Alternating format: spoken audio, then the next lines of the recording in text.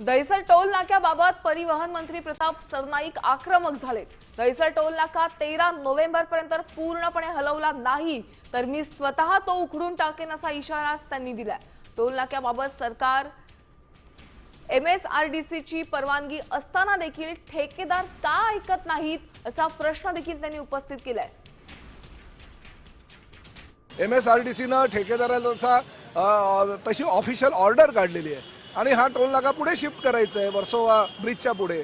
असं असताना जर टोल नाकाचा ठेकेदार स्वतःच्या आर्थिक फायद्यासाठी जर हा टोल नाका हटवत नसेल तर त्याच्यावर कायदेशीर कारवाई करणं गरजेचं आहे।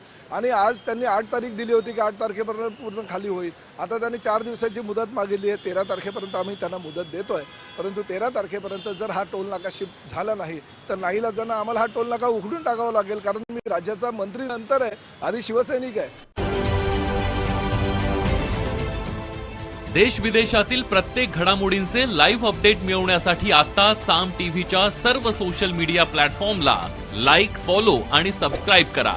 तसंच सर्व नोटिफिकेशनसाठी बेल आयकॉन प्रेस करायला विसरू नका।